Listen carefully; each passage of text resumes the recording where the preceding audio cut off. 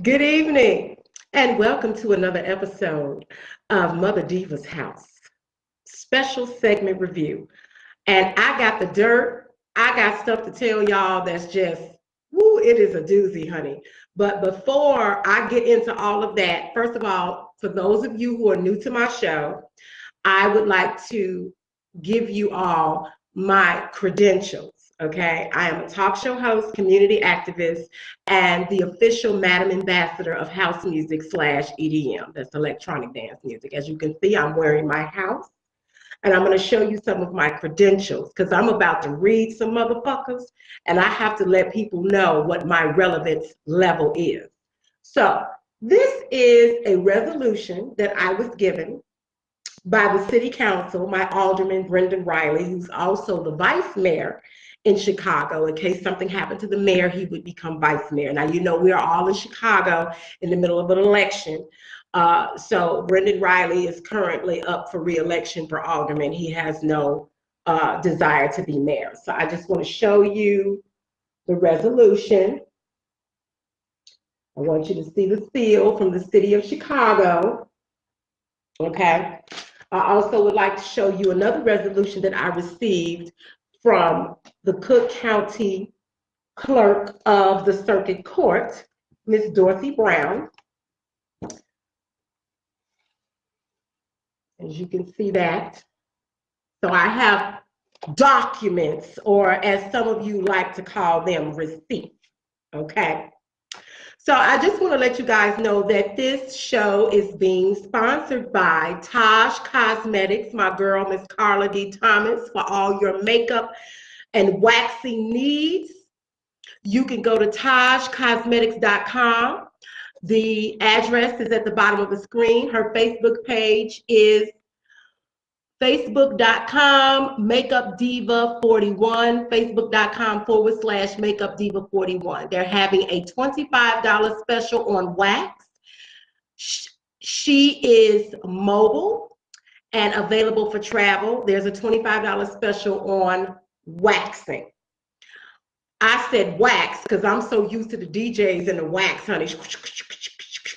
So let me get into our topic, because I have just about enough of you fucking comedians, talk show hosts, spoken word artists, or whatever the fuck you want to call yourself, spewing all this negativity into the universe and think that shit ain't gonna come back to bite you. Now I got my notes here, because one of the people that we're gonna talk about a few people, but one of the people that we're gonna talk about, one of the people is several people, okay,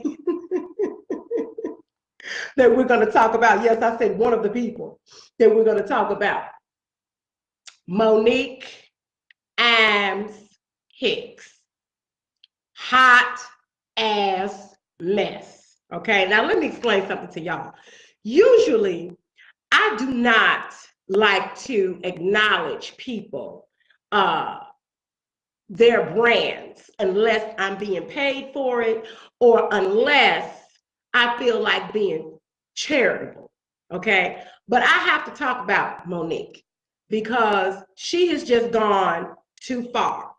First of all, let me say this, because I don't want you all to think that this is a Monique bashing video, because that's not what this is.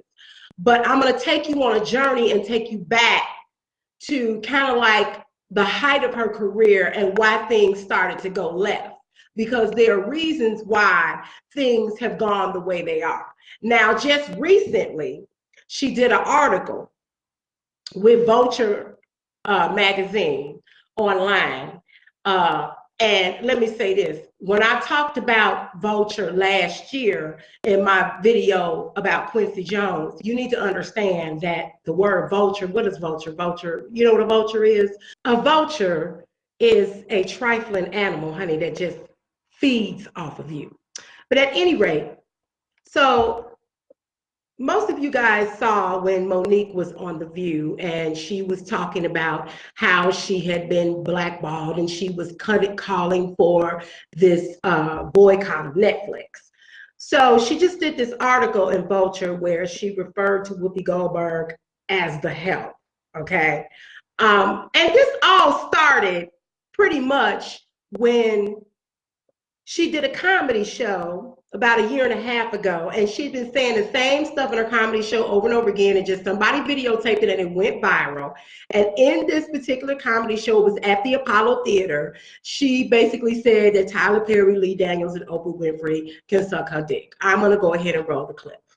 What is that black dick connected to? That black man? So no, I was not blackballed. I was whiteballed. By some black dicks who had no balls. Thank you, Mr. Lee Daniels. Woo! Thank you, Mr. Tyler Perry. Thank you, Miss Oprah Winfrey.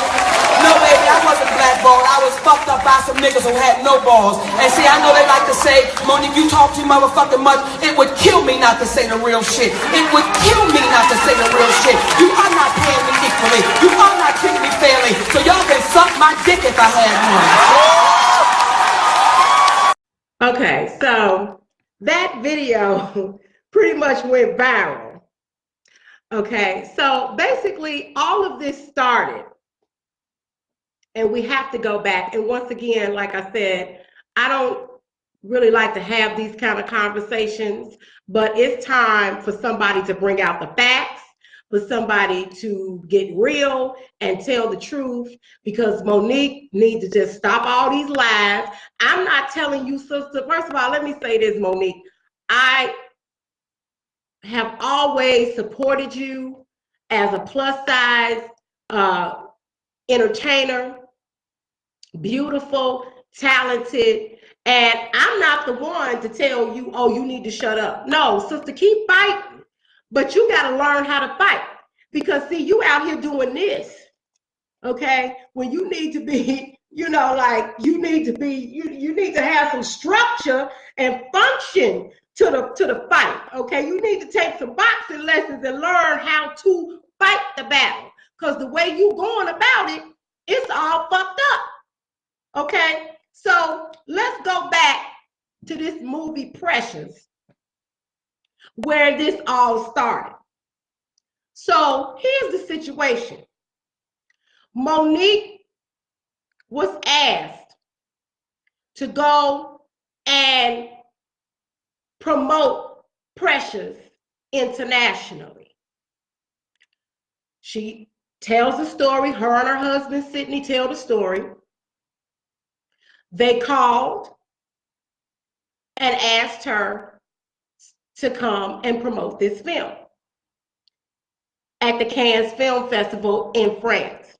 Well, Monique said she respectfully declined. They called again. She respectfully declined. Now, I'm going to show you this clip in a moment of where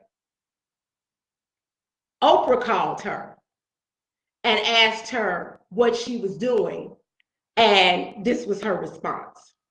So when it came to us going to France, Oprah Winfrey, she did call. And when she and I initially talked, she said, what is it going to take to get you here in France? I said, sister, absolutely nothing. I am in the bed with my man. Okay, so basically Monique was in the bed with her husband. And instead of her being honest and just saying, look, I got a talk show. I'm in the middle of award season. I'm doing comedy shows. I want some dick. I want my husband to fuck my pussy. I want to get my pussy ate. I want to suck dick. I don't want to go nowhere. She should have just been honest. Okay. So she fulfilled her contractual obligation. Her contractual obligation was for her to do domestic promotions. Now, let me tell you where Lee Daniels went wrong, because see, I know people that know these people, okay? Because I've worked with a lot of people in the entertainment industry. Let me tell you something. I've been in this business for 45 years. I stepped out on stage at 3 years old. I've been working professionally in the entertainment industry since 1989. In 1989, I met a lady named Maria Fanaka. Maria Fanaka was the wife of Jamal Fanaka. Jamal Fanaka was the producer, creator, and director of the penitentiary movies back in the 80s. Marie was doing a movie about her life story called Penny, and I was her assistant on that project. I went to Columbia College Hollywood, and I have a degree in film and television production.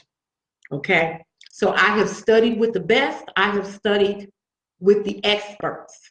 Okay, in fact, one of my college professors went to USC, which is the University of Southern California, with Jamal Fanaka. Jamal Fanaka's passed on now. Okay, so I'm just letting you know how far I go back. And then when I moved back to Chicago in 1999, I became a member of the Chicago entertainment community. And the Chicago entertainment community is very small. We all know each other. Okay, so let me tell you where Lee Daniels went wrong. Lee Daniels went wrong because what Lee Daniels should have done is when he did his contract with Monique, he should have put it in the contract that she had to do international promotions. But what happened was everybody got all in a disarray because when Lee Daniels made this film, no one expected the film to do as well as it did. Monique even talked about that. She specifically said that the word was no one wanted to see two fat Black women on screen. Okay, but the audience said otherwise. So time moves on. She refused to promote the movie because she felt like she was going to do it for free. And when they came back with a third offer, it was like, you know what? I'm riding my husband's dick. I don't want to be bothered with y'all. Is there an offer on the table? Okay, so she probably just said that to get them to go away because she probably knew, you know, they wasn't going to pay her for that. Okay, but here's where I'm at with this whole situation with this film. This film was very dark. It was about sexual abuse and sexual molestation within the family. And because it was sending that kind of message, this was a very powerful message and a powerful situation where people needed to heal. They needed to share this information going back and forth. And so what I didn't understand was what would have been the harm in Monique just going on and promoting the movie. She was in the movie, okay? And like she said, she did not have an issue with the $50,000 that Lee Daniels paid her to do the film. In addition to that, she also was supposed to get a percentage of the back end points. And she said in one interview that she got an additional $15,000. So the total she made was $65,000. So, this is where management and lawyers and attorneys come in, because it's like this. If Monique would have signed on as an executive producer, and she had negotiated this contract where if the film got picked up by a major motion picture studio, she would have gotten so much money or whatever the case may be. Because later on, Tyler Perry, Oprah Winfrey, all these people started getting involved with Precious, okay? But Monique didn't care about any of that. She was trying to spend time with her family, okay? But the thing of it is, everybody in this situation is at fault, okay? Monique is going around saying that she's been blackballed and that her family has suffered. I'm going to show you a clip now of where she says that. So when they asked me to come overseas to promote the film, when I said, guys, I'm spending time with my family, I'm going to pass. Now, when I make this statement, this is what happens when you don't go to the room. What Tyler Perry showed me, Lee Daniels, Oprah Winfrey, and Lionsgate. When you don't do what we ask you to do, we'll take your livelihood. So for 8 years, my family has suffered and my career has suffered because what I would not allow those entities to do was bully me. Did you see that? Okay, so it's like this. Let me tell you something, Miss Monique, because I got to straighten you out and the rest of you fucking comedians. Okay? It is not Tyler Perry's fault. It is not Lee Daniels' fault. It is not Oprah Winfrey's fault. It is not Lionsgate's fault that your family has suffered and your income is not where you want it to be. It's your fault. And I'm going to tell you why it's your fault. Because of your motherfucking mouth. See, this goes back to the height of your career, when you was running around on stage saying all kind of off the wall shit in the name of comedy. Okay, so let's just get real, because I'm gonna get real and read you and all the rest of you fucking people out there that's got some old negative, nasty ass shit to say about some damn body. And that's why your shit is fucked up. Okay, that's why your shit is fucked up. Now, let me get back to this situation with this film. So Lee Daniels didn't put that in the contract. Okay, and I'm gonna get to my connection with Lee Daniels, because there was an incident that happened with me and someone in his production company, and I'm gonna get into that later. Okay, so Oprah Winfrey called her up, Tyler Perry called her up, everybody was calling Monique to try to get her to do this. She didn't want to do it unless she was gonna be paid to do it. Once again, this was a film of a sensitive nature. Out of the kindness of your heart, they were gonna pay for everything. You could have flew your family over there. What the fuck you going to do the movie for if you didn't want to fucking promote the damn film? I just think Monique was being selfish, okay? But let's just get back to this whole other situation now. Monique also said that Tyler Perry specifically told her that if she's nominated for an Oscar, she gonna get $3 to $5 million. If she win the Oscar, she can get $6 to $8 million. He's talking about offers. Now, Monique specifically said that the offers were coming in after the Oscars, but they were low ball offers.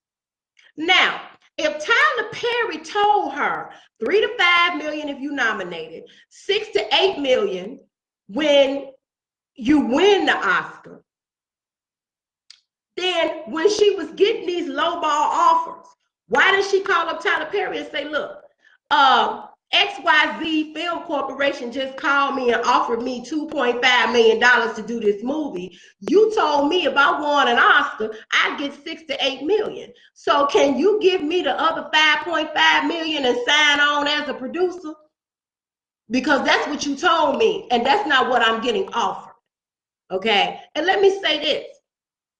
Monique, you ain't have to listen to Tyler Perry, and I ain't got nothing against Tyler Perry, but all you got to do is go do your research. Do your research and fact check and find out what the fuck is going on. That's why you have a team.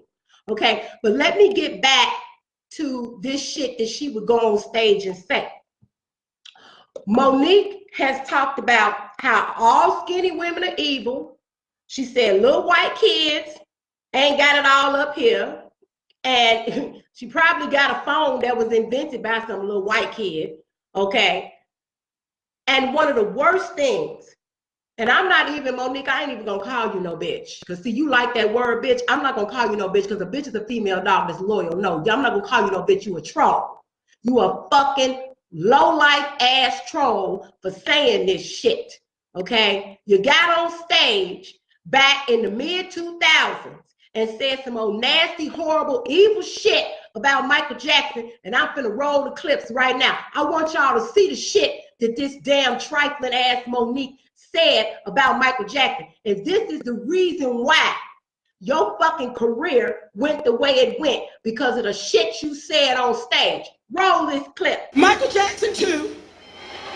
Y'all know he fucked with them children, and he fucked that monkey Bubbles. Y'all ain't seen Bubbles no more since that shit came out. Cause Bubbles told on his ass. Talking about, fuck him. That old beige motherfucker. We scared of her ass, that's what it is. Shit. Talking about Bubbles is going off to the wildlife. No, nigga, you fuck Bubbles, that's where he is. Bubbles might be pregnant. Oh, shit, I'm just playing, Michael. When you watch this, I don't want your man calling me. Hey, that's not cool. Every time some shit happen to kids, they white kids. Because they ain't got it all, they just ain't got it all. Like when Michael Jackson, them little kids, all of them was white. He fucked all them little white kids. Y'all know he fucked them, and he fucked that monkey Bubbles too. You ain't seen Bubbles no more since that shit came out. Mike then fuck this monkey ass. That nasty fuck. And they paid that little white boy $56 million not to say shit. What kind of bullshit is that? They pimped that little white baby. They pimped his ass, and I was mad as shit at the parents because they paid that little boy $56 million. I got two wonderful black kings, and I told my boys, if y'all see that sick, perverted motherfucker walking down the street, just poke your ass out a little bit. Let him run up in that ass. Beat it. Stop crying. It's your brother turn, you punk. Stop crying. It's for the family. What the fuck is wrong with you? Shit. We'll get you some help. Shit, go on. Did y'all see that shit? Did you see that fucking trifling low-life ass shit that she just fucking said about Michael Jackson? I ain't even gonna rewind it. Y'all can rewind it and go back. First of all, let me tell you something. Now, and I know what y'all gonna say. Oh, she said that 12, 13, 14 years ago. Let me tell you something. The reason why I'm bringing it back up is because I'm taking you on a journey, because I'm quite sure Monique is a different person today than she was when she made those comments about Michael, okay? She's changed, she's grown, she's evolved. My point in sharing it is because I am trying to convey to the community as well as the entertainment industry. It's your mouth that gets you in trouble. You see, the Holy Spirit don't care that it's comedy. You motherfuckers get on stage and say whatever the fuck you want to say because you think you got comedic license, but guess what? Yahweh our Elohim and Yahshua the Holy Spirit, which is Lord God and Jesus Christ, is sitting on high, and they the ones that got the last laugh when your shit get all fucked up, okay? That is some sick ass shit. First of all, let me say this.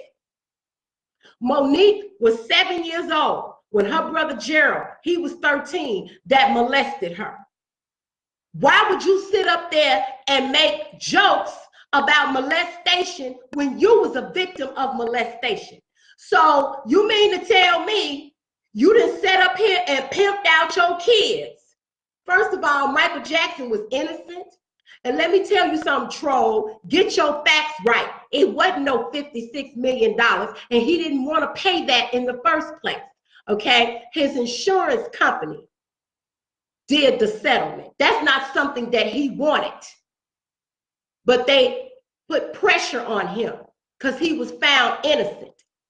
And you gonna sit up here and say,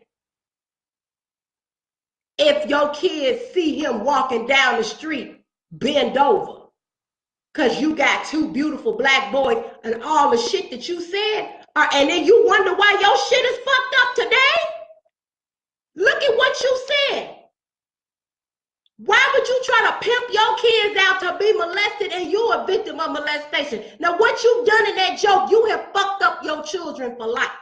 Because people are going to see that, and especially now that I'm bringing the shit back out, people going to see that, and then your kids will be teased. Well, your mama said Michael Jackson can fuck you in the ass for $56 million. But see, you ain't think about all that shit when you was standing up there saying that, oh, and he fucked Bubbles too, or Bubbles is pregnant. So now you accusing him of bestiality. That's some sick ass fucking shit, Monique. And you wonder why your shit got all fucked up because of your mouth.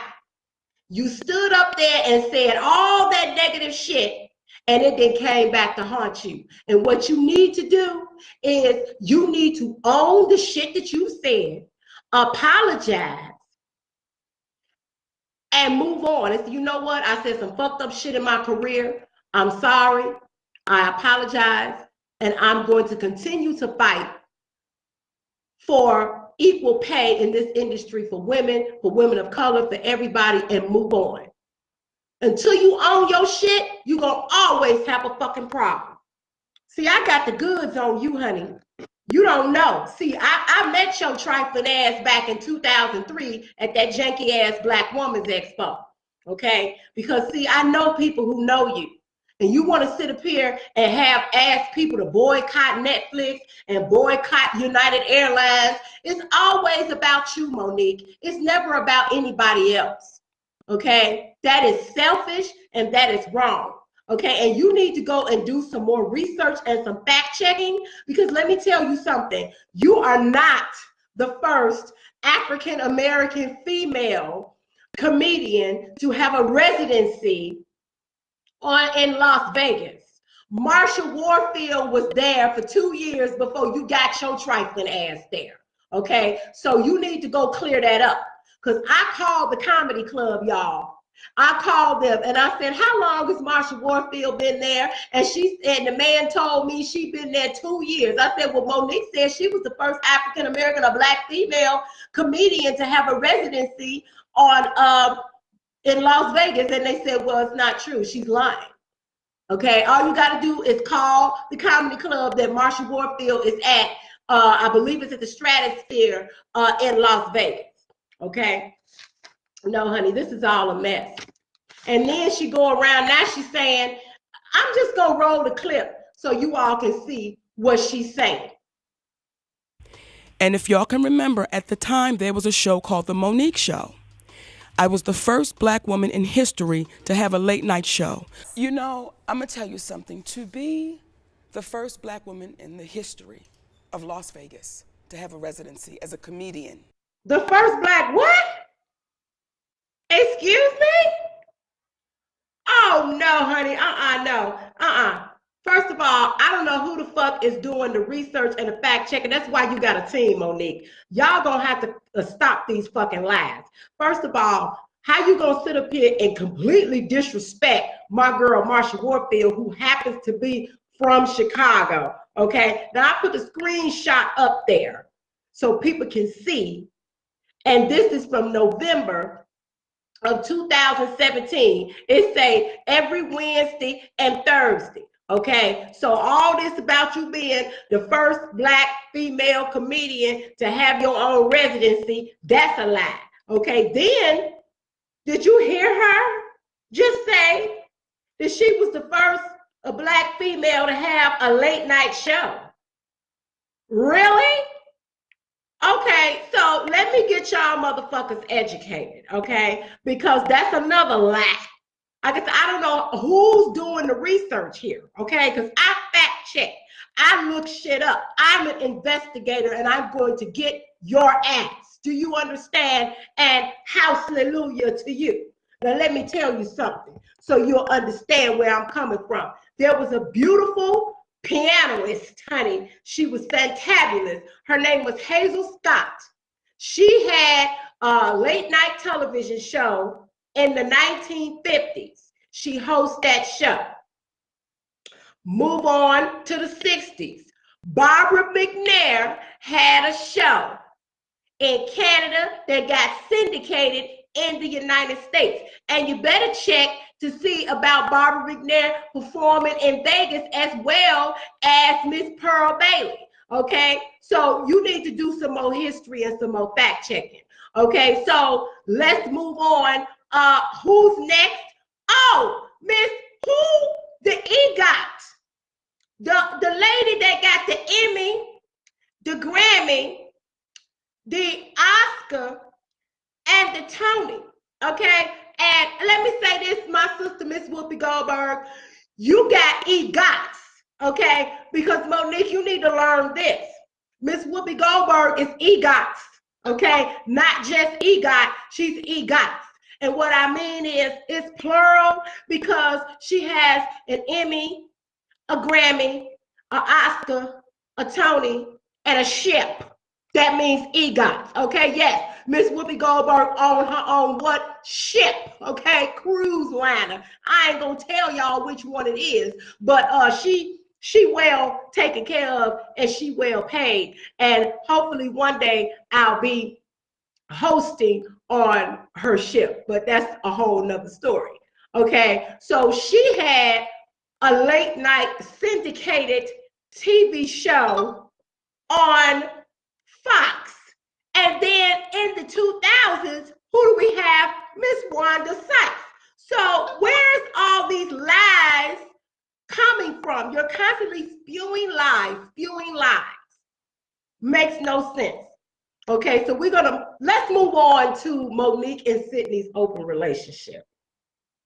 because that one there is a doozy. I ain't got no problem with you and your husband calling each other mama and daddy. Y'all got kids together, so y'all mama and daddy. Now the psychologists are the ones that say, well, you know, if you have that kind of relationship, that's psychological incest. Well, you know, that's their take on it.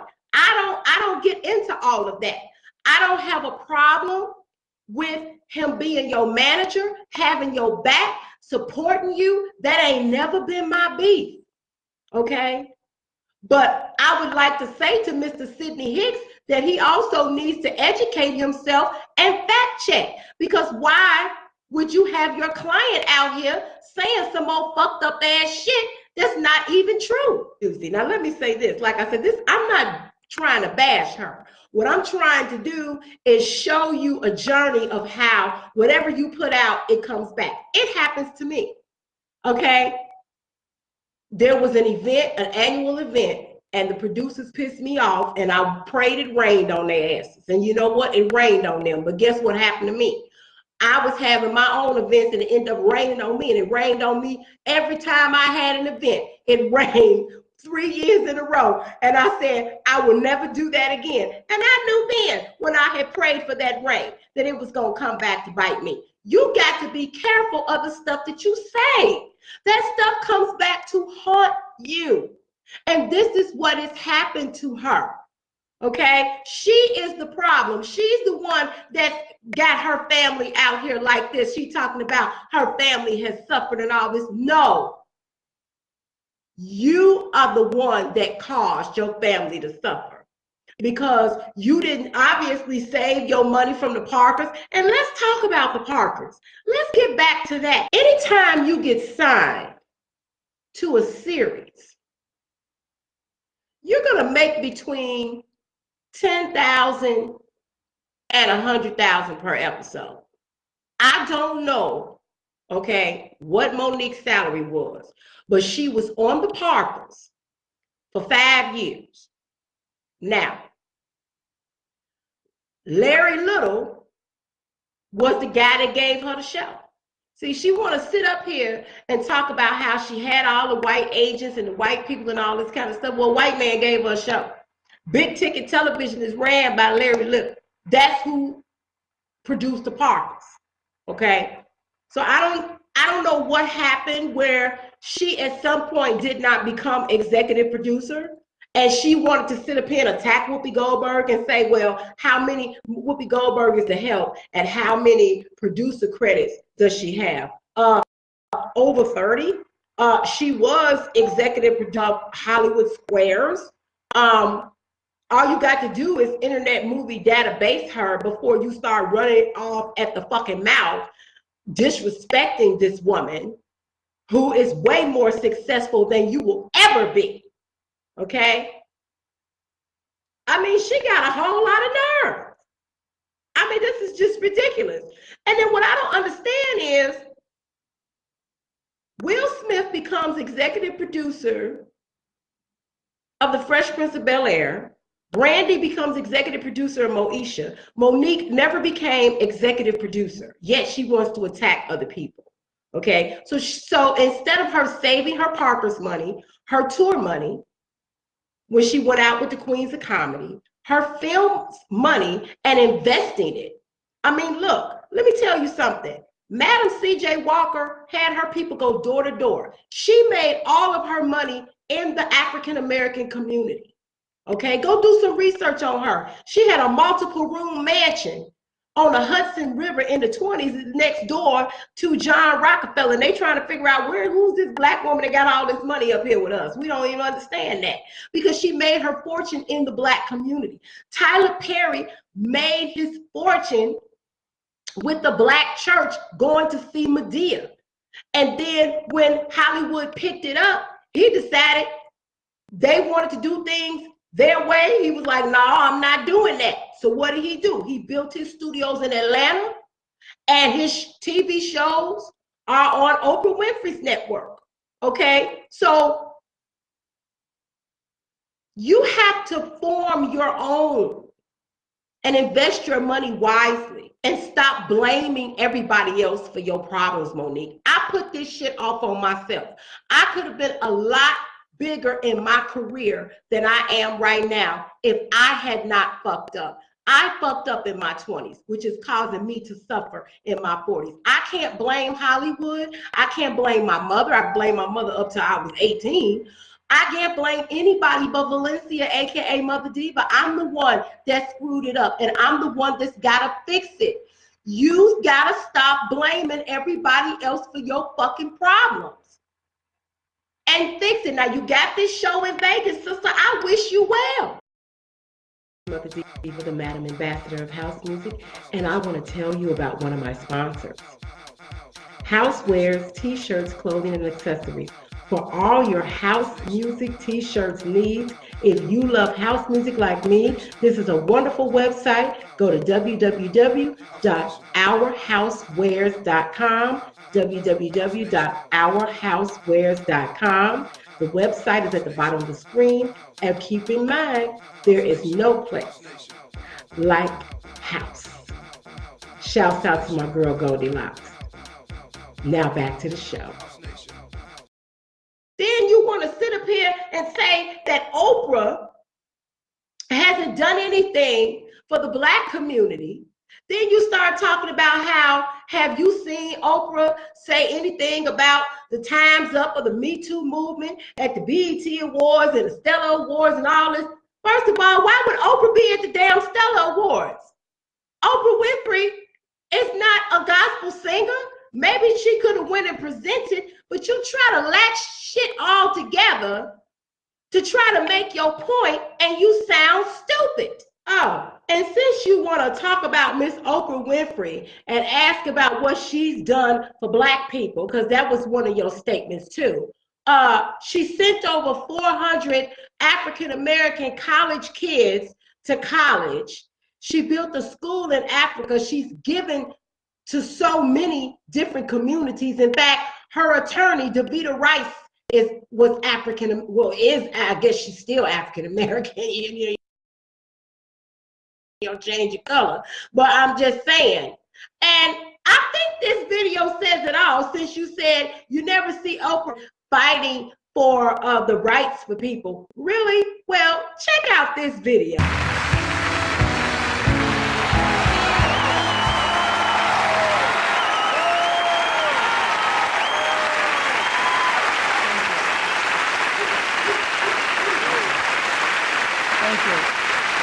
Thank you all.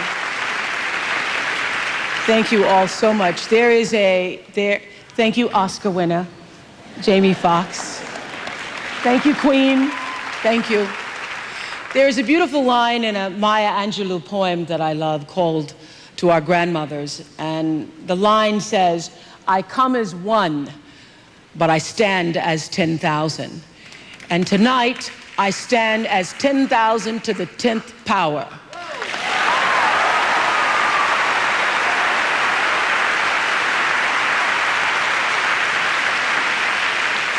Representing all of those whose names we know made the history books, Sojourner Truth and Harriet Tubman and Dr. King, and the millions who didn't. For those who marched, and for those who prayed, and for those who sang and bled, and for those who believed, and for those who died, I stand as 10,000 to the 10th power.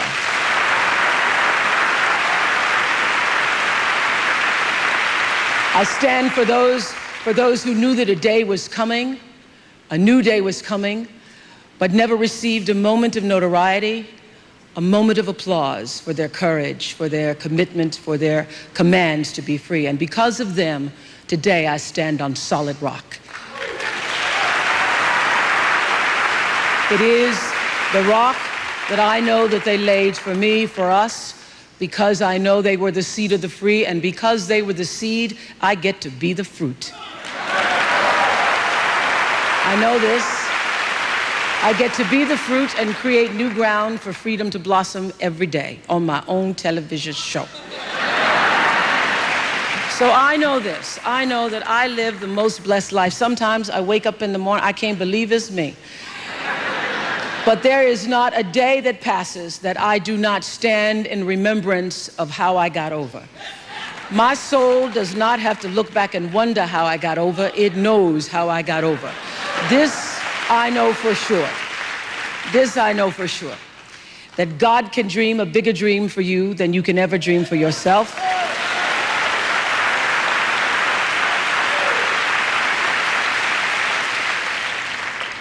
Since I was a child, I've asked God, how do you use me and how can I live in that dream?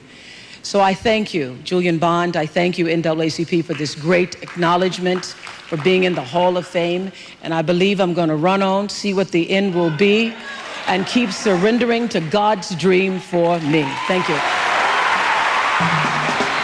Coming up. You know, the whole situation was just really confusing based on all the stuff you were saying, Monique. I mean, I just didn't understand, because in some of your videos, you was saying that you told Oprah, look, it doesn't matter where the check come from, just long as you get the check. So if it wasn't about the money, because from my understanding in another video, you were saying that Tyler Perry was willing to pay for something and you turned it down. So it's like, when you explain situations, you're not linear. You have no continuity. It's just all over the place. And we're sitting here watching this, trying to understand, well, what is she referring to? What is she talking? You're not very clear, okay? And all I'm saying to you, sister, is just get clear. Get professional, get clear, get that video mess together, because that is really fucked up, okay? And all this about you're the most decorated comedian. Decorated with what? Christmas decorations? I don't even understand that. You've been nominated for NAACP Image Awards for Outstanding Comedy Series. You won multiple awards for that. But all the other awards and nominations you got was for Precious. That wasn't even comedy. So I don't want to keep repeating myself. And once again, I'm not trying to beat up or bash Monique. It's just the fact that I am just tired of hearing all this negative shit that keeps happening in the situation, and then the lies and the disrespect. And as a talk show host and commentary, I still wanted to at least put my spin on it and just offer some advice.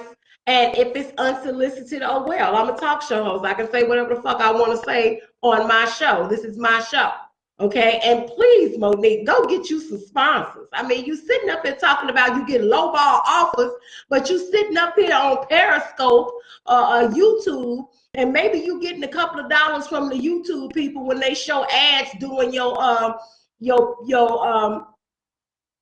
whatever the little show you got.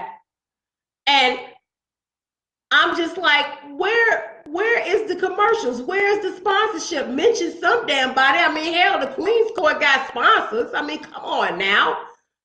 You know, you want people to take you seriously, and then you sit here with this crap. It's ridiculous. That is some fucked up ass shit. But let me ask you this question. Where are all your causes? Where are all your movements? I haven't seen you latch yourself on to a cause and out there protesting and marching and being an advocate and being a voice and making a speech and trying to make things better. I haven't seen you do any of that unless it benefits you, Monique. Unless it benefits you.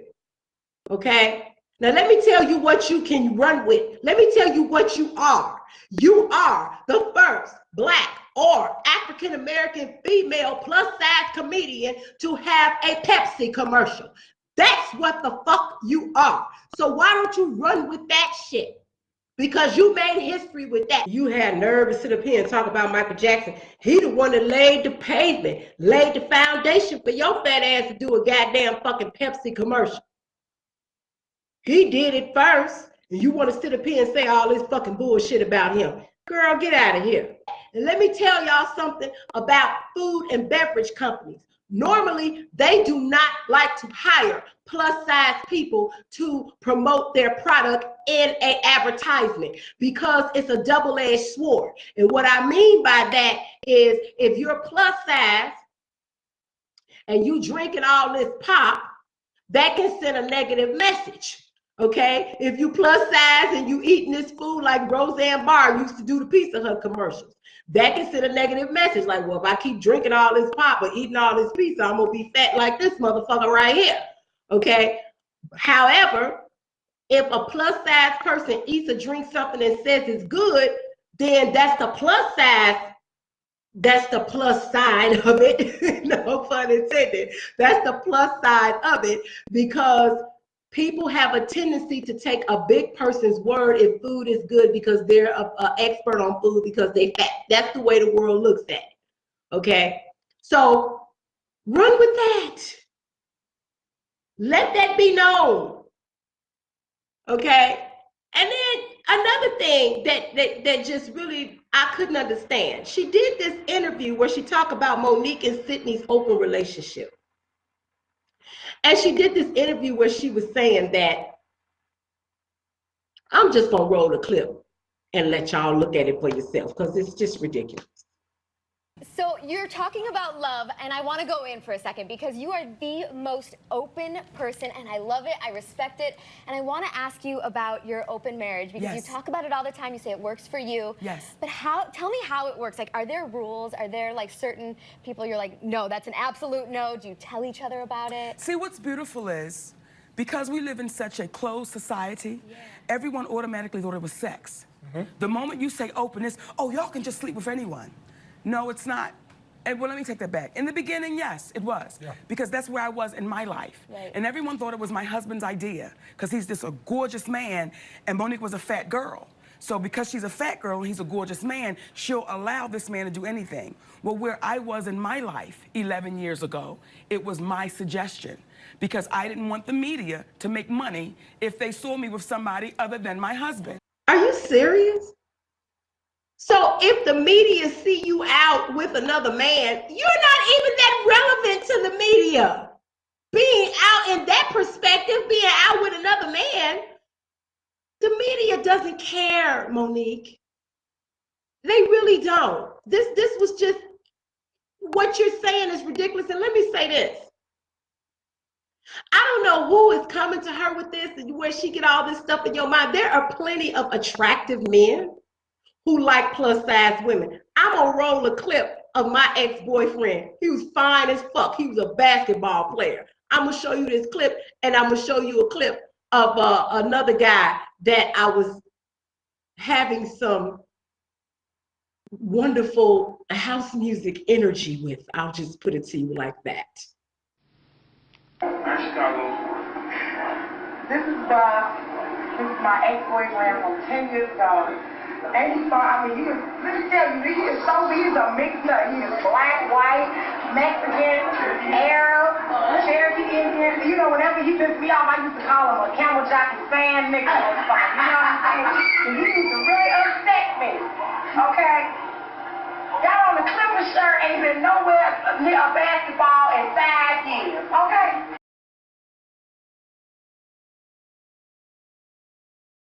So you see, you need to go somewhere with these stereotypes and stories and just let people know, okay, that all of that is a bunch of bullshit. I mean, wasn't that the point in doing the movie Fat Girls, was to show the world that plus size women are appreciated? I mean, I don't understand where you coming from with this mess. Okay, you want people to take you seriously, but you got this bootleg ass podcast that's just produced so unprofessionally, it's just a sham. It makes no sense. I mean, seriously, y'all, have you seen this shit? Look at this shit. Take a look at it. All I said was the truth. But when I hear a woman attach negativity and a dark place to my name, that's when I have to say, Oprah, do you really want to have this conversation with me?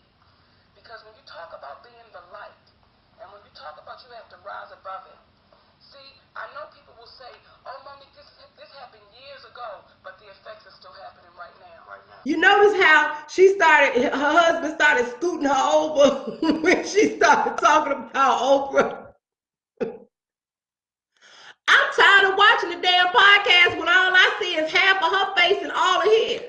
I mean, what kind of old backwards ass Billie Jean bullshit is this? I mean, this is just ridiculous. First of all, why didn't you call up a local college and get you some interns in there? How you gonna have Shure microphones? Shure microphones are one of the best microphone companies in the world. I mean, Britney Spears, Beyonce, everybody uses a Shure microphone. And we have a corporate office here in Chicago.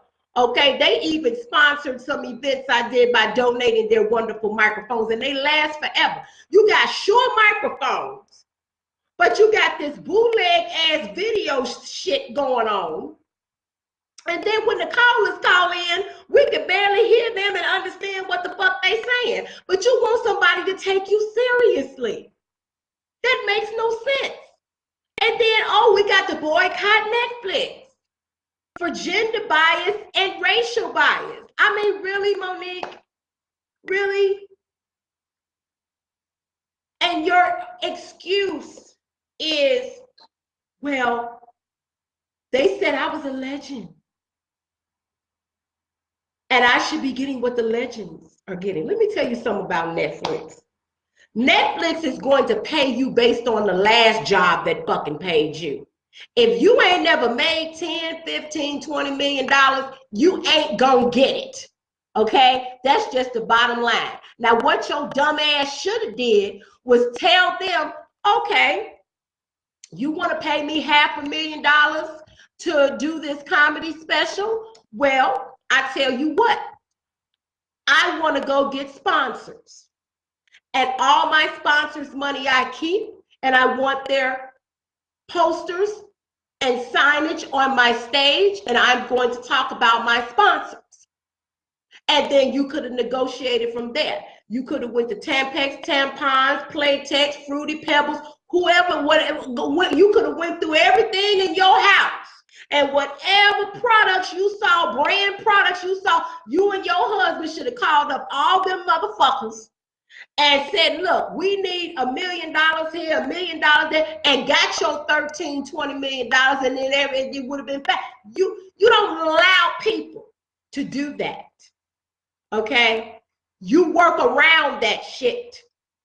And that's where management comes in, and that's where Brother Sidney needs to educate himself about that, because that's how you handle that business, okay? That's how you take care of that. This don't make no sense. I mean, it irks me. All I said was the truth. And folks were saying, well, you never answered this question. Can you sell out an arena? Probably not. And I don't say that with no fear, no nothing. That's some new shit that has jumped off recently. Tell me the arena Richard Pryor sold out. Tell me the arena that Eddie Murphy sold out. The Raw tour. Tell me the arena. So this is something that's brand new, and now if you can't sell out arenas, you don't deserve to get the same respect. It's like, y'all, we keep changing the finish line. And so you mean to tell me that you don't have enough confidence in yourself to think that you can sell out an arena? I mean, let's get into the definition of an arena, Monique. I mean, let's go with Madison Square Garden. That holds 20,000 people. That's considered an arena. You mean to tell me you don't think you can sell out Madison Square Garden, but you're supposed to be this confident, wonderful person who encourages everyone to believe in themselves, but you just sat here and said, run the clip again? And folks were saying, well, you never answered this question. Can you sell out an arena? Probably not. Probably not. Then you want to throw Eddie Murphy under the bus. Name the arena Eddie Murphy sold out. Madison Square Garden, the Raw tour, he sold it out. I mean, do you ever fact check before you speak? I don't understand this. Okay, and let's talk about arenas, because the issue was Netflix mentioned the fact that Amy Schumer has sold out Madison Square Garden. Okay, let me explain that. Because see, Madison Square Garden comes with all this hype. I talked about this on my Queen's Court video. If you go look in my YouTube and look at my Queen's Court video, I talked about this. Madison Square Garden comes with a lot of hype. It's 20,000 people. I'm not saying that that's not a great accomplishment. I believe I got enough confidence in myself to believe after I make this video, I can sell out Madison Square Garden because I'm just that diva, okay? But when you start looking at all the other arenas and stadiums around the country, I mean, Dodger Stadium is 56,000 seats. Soldier Field is 60,000 seats. LA Coliseum is 94,000 seats. Sell that out. Sell that shit out. Now you doing some shit, okay? So all of that is a bunch of bullshit to me. And let me say this. Let's talk about Juanita Bonham. Juanita Bonham sold out the Atlanta Dome. 60,000 people came to see this woman. And I guarantee you, this ain't got nothing to do with race or gender with Netflix, because if Netflix offered Juanita Bonham a deal, I guarantee you she would have been offered a deal of several $1 million because of what her past was. And that was my whole point. You got to show numbers. It's not about your resume, it's about how much did the last motherfucker pay you. And that's what it's all about. We'll be right back. This show is being sponsored by Taj Cosmetics, my girl, Miss Carla D. Thomas, for all your makeup and waxing needs. You can go to tajcosmetics.com. The address is at the bottom of the screen. Her Facebook page is facebook.com makeupdiva41, facebook.com/makeupdiva41. They're having a $25 special on wax. She is mobile and available for travel. There's a $25 special on waxing. And let me say this, when the story came out about Monique and her brother Gerald that molested her, because this is going into the whole situation with Oprah, the reason why she was upset with Oprah Winfrey, okay? When the story came out, a lot of people were under the impression that, you know, she was 7 and he was like 39 or something. It was child on child molestation. It does not make it any less painful, okay? But the man did admit what he did to her. It was horrible. They were both children when this happened. So apparently something must have went down with her brother for something like this to happen. But here is the thing. Monique specifically said the reason she was upset with Oprah is because Oprah first gave her the heads up and called her and told her her brother wanted to come on the show and talk about what happened. Monique said she didn't want to be a part of it. When she see the show, her whole damn family on the show. So she upset with Oprah about that because Oprah didn't give her a heads up. Okay, well, let me ask you this, Monique. Did you give Oprah a heads up when you went on her show and pulled out a bottle of perfume from your chest and said you had a new perfume out? Did you give her the heads up? Roll the clip, please. Thank you. She's one of the queens of comedy. I have a perfume line coming out. Let me tell you something. Oprah Winfrey ain't obligated to do a motherfucking thing, okay? She ain't obligated to do shit. She was kind enough to call you the first time. And then you're going to sit up here and say, well, when y'all had a conversation about it, she said that she didn't know that your parents was going to be there. And then you and Sydney say, well, we've done 300 shows and always knew what guest was going to be there. So you try to twist shit. No, what it was when your brother showed up to the studio, your family was with him. She didn't know all of them were coming. But what you wanted her to do was, once she saw that your entire family was there, you wanted her to run to the phone and say, hey, girl, I just want to let you know that your whole family didn't show up and they all going to be on the show. See, that's what you was looking for. You felt like Oprah owed you that courtesy. Oprah didn't owe you nothing. Because you know what, Monique? You had the opportunity to go on the show. Oprah called you and asked you to come on there because she was being a fair journalist.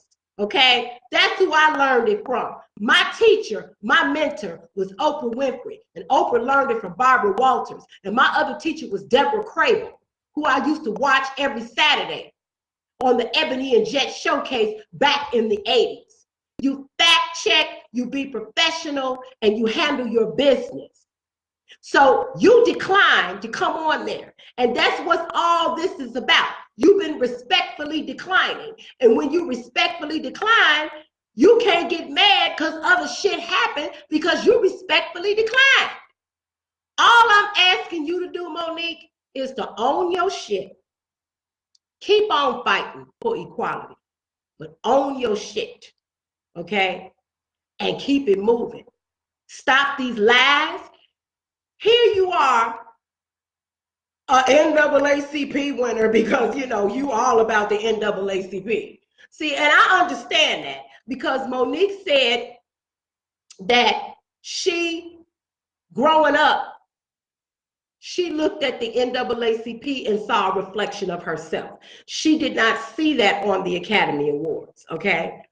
And I get that. So the NAACP Image Awards mean more to her than the Oscars, okay? Well, me growing up watching the Oscars, I saw a reflection of myself, a bunch of biracial people. If you're Welsh, Irish, Scandinavian, and English, you're mixed, okay? You're mixed up.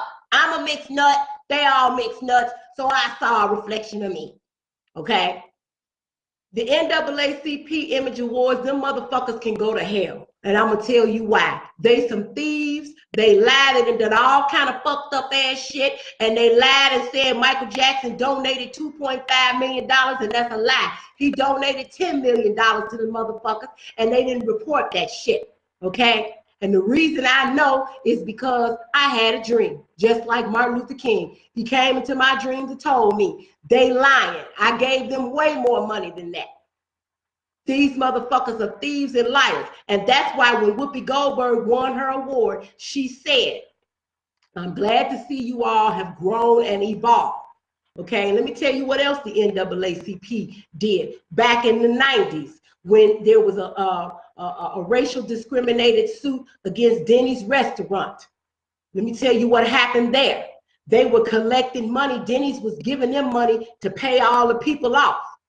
And you had to fill out a form and about how you were discriminated against with Denny's, and then send it in. And based on their evaluation, they would determine whether or not what amount of money they would pay you. Well, I had an issue, a friend of mine, and I had an issue with Denny's as well. And let me tell you what happened. I went and got me a Jew attorney, and his partner was Puerto Rican and Chinese, and we ended up getting a nice settlement. Part of the settlement was that I could not discuss what the amount was, and it was back in 1992, and I'm still not gonna say what we settled for. But the bottom line is, that's what them cronies did. So I don't give a fuck about no NAACP. They can kiss the northeast side of my fat ass going southbound to West Hell. And let me tell you something about the Academy Awards too. That whole situation that happened when they had those two actors up there, they was drunk as fuck, and they gave out the wrong information on what movie won the Oscars. See, that was a hot ass mess too. Production was all messed up. First of all, if you gonna have people present awards at your awards ceremony, don't give them no motherfucking alcohol before they get ready to go up there. You know these motherfuckers is drunk. Warren Beatty and Faye Dunaway. That shit was crazy as hell. Did you see that? And then what make it so bad, there's a black woman, an African-American woman, who's the CEO of the Academy. And you know people will be talking, well, you know the people in charge is black now. You know they're gonna be saying a little snag shit. And then you know what? It don't matter what race people are. Everybody work together, supposed to work together as a team, so somebody dropped the ball on that shit. That was some fucked up ass shit too. Now let me tell you the situation. I said I was gonna go back to the situation with Lee Daniels. Let me tell you what happened with me and Lee Daniels' company. I don't have anything against Lee Daniels. Lee Daniels has not done anything to me personally, okay? But I produce house music DJ series down at the Daily Plaza. They're health and wellness theme orientated because I'm a community activist and I just don't want to do entertainment. I want to do edutainment. I want to educate people and help the community, okay? So we having our house music, and then somebody walks up to me and says, hi, I'm from the set of Empire. We're shooting across the street, and I just want to know, can you turn your music down? You asking me to turn down some house music?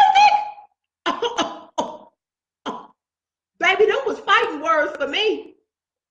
Excuse me? I said, excuse me? I said, first of all, Empire is in Chicago shooting a TV show and ain't even included no house music in the show. I need to be in the episodes anyway. And so he said, well, I'll go let them know that, ma'am. He said, but how long are you going to be here? I said, we're here for an hour. I said, ain't this some motherfucking shit? You know what I did? I walked right over to their set and I made a scene.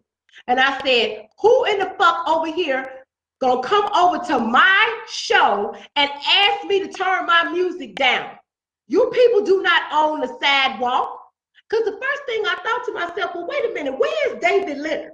Because see, I know David Leonard. David Leonard is the location manager for Empire. And I met David Leonard at the Soul Train Impact. Now, let me tell you about the Soul Train Impact. The Soul Train Impact is a nonprofit organization that continues the legacy of Don Cornelius, ran by my girl, Tina Sloan. What's up, Tina? And Don Cornelius started Soul Train in Chicago to get the kids off the street and into the studio dancing, okay? Tina Sloan wanted to continue the tradition of Don Cornelius' legacy, which was helping the youth. So every year they have a panel discussion and a music showcase that showcase youth talent. Also, they raise scholarship money for books for college kids. So David Leonard was one of the panelists, and I had an opportunity to meet him and speak to him, okay? And we exchanged business cards. And it was the assistant location manager that came over there to my event and asked me to turn my music down. Now, let me tell you something, Mr. Lee Daniels, because I ain't got no problem with working with you, but this is how we gonna do this from now on. Because I got to get you straight too, okay? Because you need to understand that is very unprofessional. First of all, your location manager, and I'm not trying to jump down David's throat, because when I went to the next Soul Train Impact showcase and I stood up and spoke about that, and David told me, yeah, I saw you, Mother Diva, over there yelling and screaming. He said, yeah, I saw that. And he explained the situation. That sometimes he got these artistic ass directors that think that, you know, the location manager can just do this, that, and the other, and try to, you know, like one time somebody asked him, can you tell those helicopters to stop flying over the scene? I wish a motherfucker would come to Chicago and try to get a news helicopter to stop flying over the goddamn production. Your ass gonna get chopped the fuck up. Please. You need to go somewhere with that shit. You get chopped the fuck up with them helicopter things. Trying to get a helicopter to stop because you shooting. First of all, the whole production team, Mr. Lee Daniels, I'm just letting you know how this should work from now on so you'll know what to do from now on, okay? The team need to get together, and the person who's doing the location scouting, they need to find out everything that's going on in that area.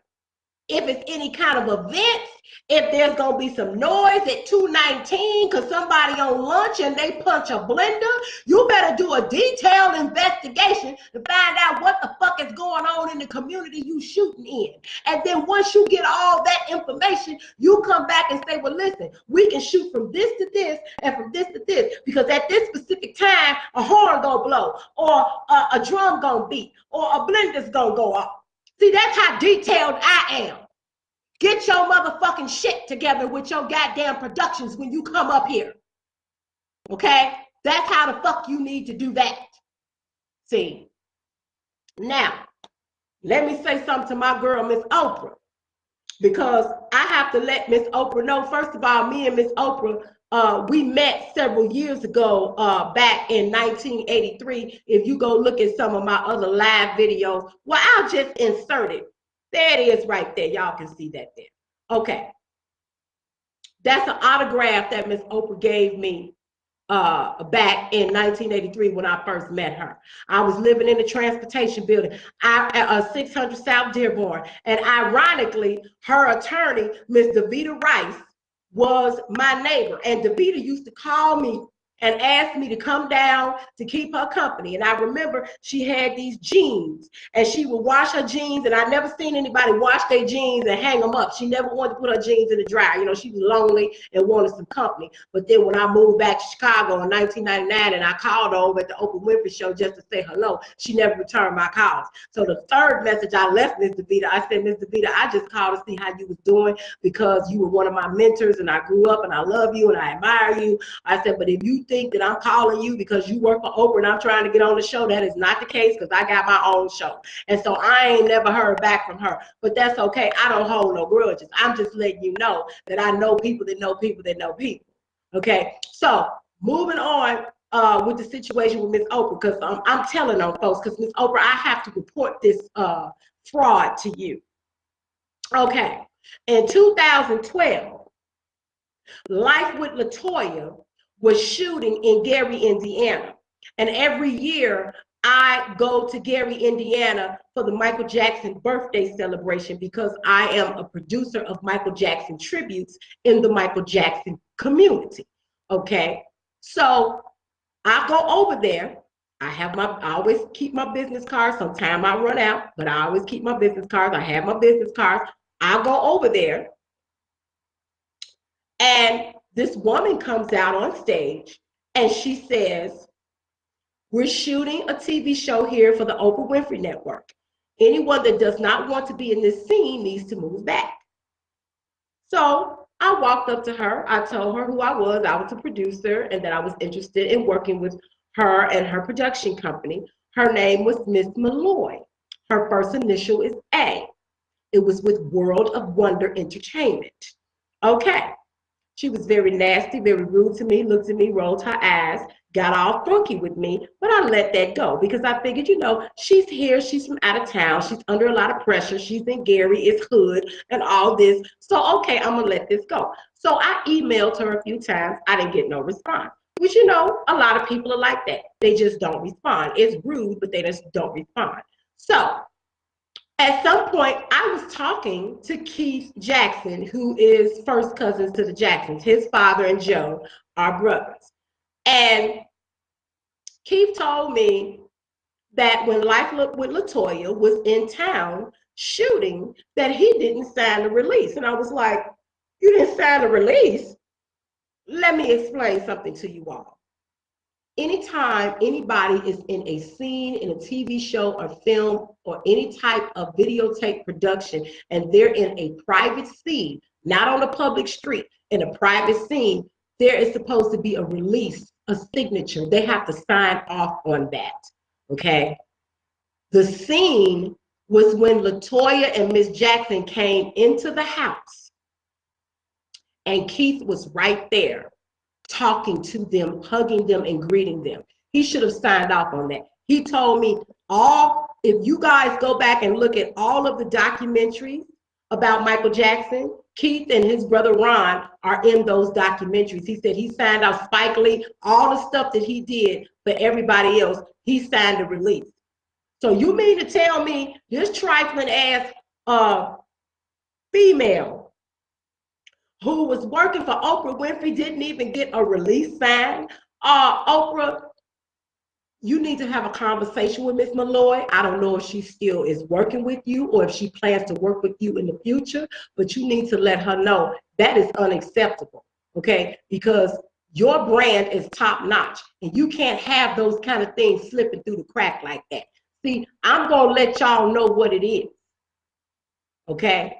And going back to that Monique show, when Monique had her show, let me tell you something, Monique. Tanera, who is one of my good friends, who used to work for you, she told me she came in early one day and she set up all the chairs for the audience and you was yelling and screaming and acting a fool. She had to curse you out because you get nasty with people. Now, there may be times where you're wonderful to people. I saw videos of you hugging folks on the street and all the things that you did to help Miss Gabby and all of that. That's all well and fine. Like I said, this wasn't no Monique bashing video. I'm just speaking the truth about what people need to do. And it ain't just about Monique. All you fucking comedians out there. You need to stop with your bullshit. Look at Joan Rivers. That bitch sat up there and said, and you know I don't like to call nobody no bitch, but you know what? Joan Rivers was loyal. Okay, so she was a female dog because she was loyal to the people that she was loyal to. So I'm gonna call Joan Rivers a bitch. But let me tell you what she did. She sat up there and she called the president a homosexual, talking about Barack Obama, and she talked about Michelle Obama, called her a drag queen, then them women that was trapped inside of a home in Ohio that was repeatedly raped and held against their will. She gonna make a joke about them and say that the room that her and Melissa got is probably smaller than what they was sitting in, and then they was gonna have book deals and all this kind of stuff. And she said it on a cruise line. The cruise line asked her to apologize, and she refused to apologize, and so they kicked her off the boat. But guess what happened to that bitch? You live by your throat, Joan Rivers, and you died by your throat. The bitch is burning in the lake of fire because your sick, satanic ass sat up there and said all that fucking bullshit, and it came back to bite your ass. See, people think that they can sit up here and say all this damn shit and think they ain't gonna get it. It go for me too. What you put out is going to come back to haunt you.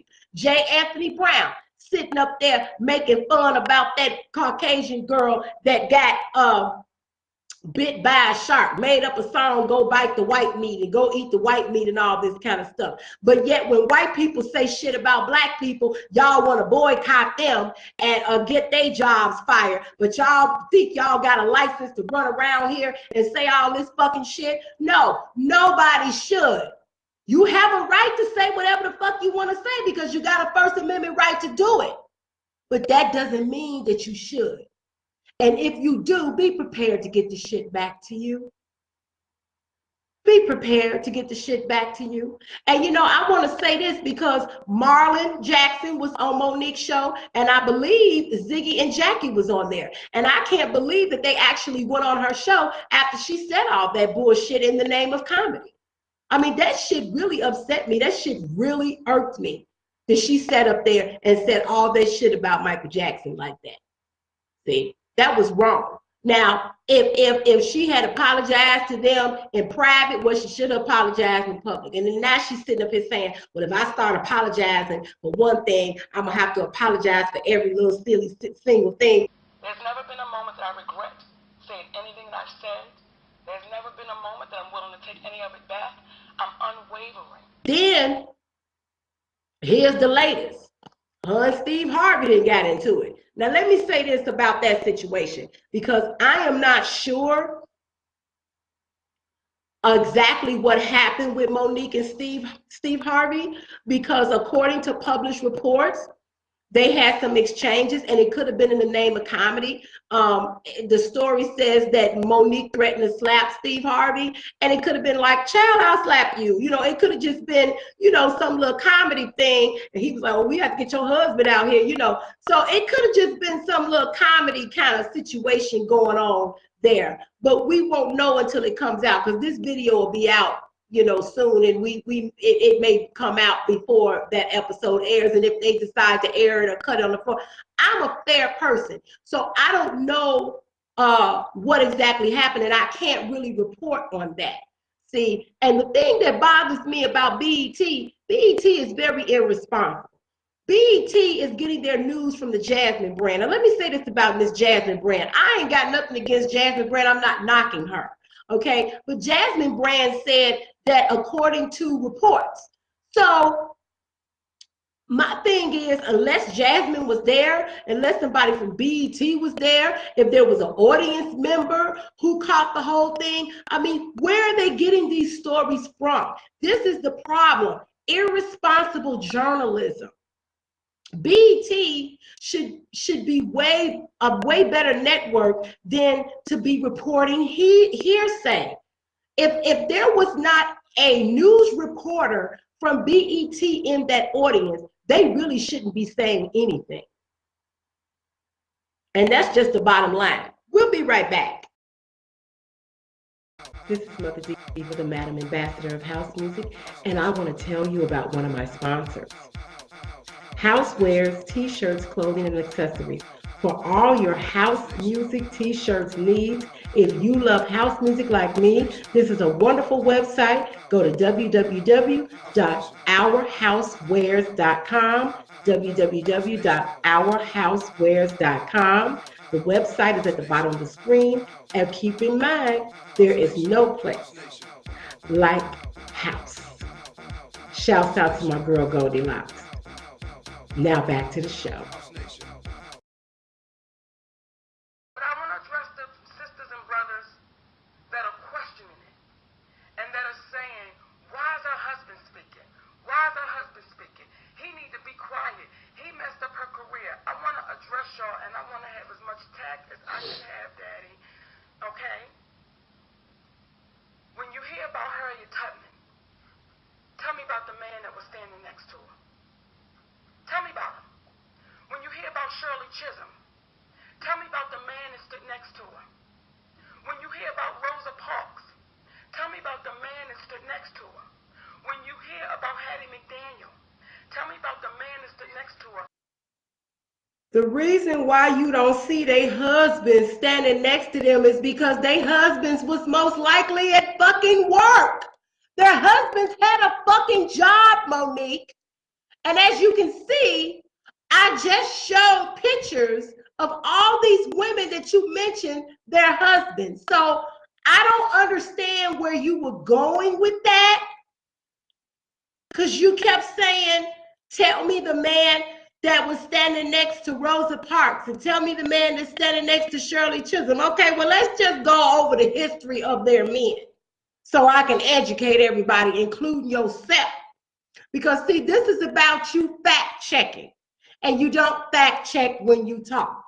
And I'm going to take a line from something in your vocabulary, okay? When life bends you over, Monique, it don't use no Vaseline.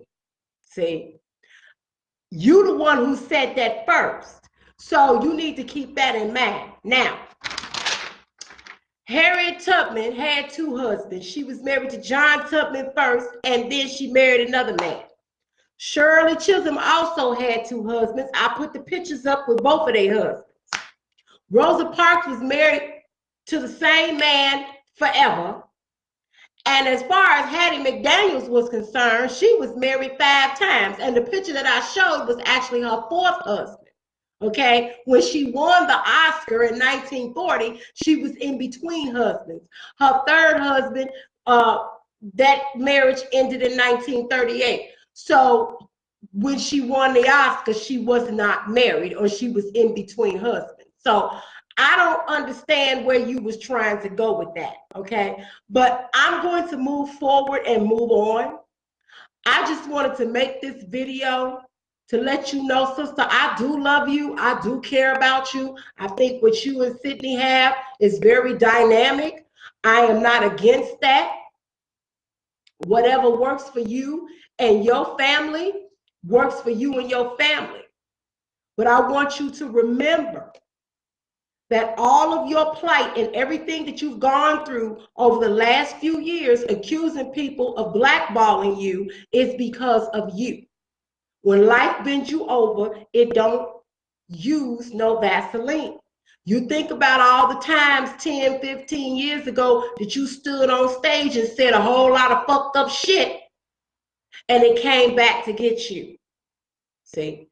And then you want to say, oh, it was just comedy. No, it don't work like that, sweetie, because what you speak into existence, it comes back. And that goes for everybody, including me. Okay? So in conclusion, I wish you well with your show in Las Vegas. If anybody got something to say to me, they can call me at 310-927-8184, 310-927-8184.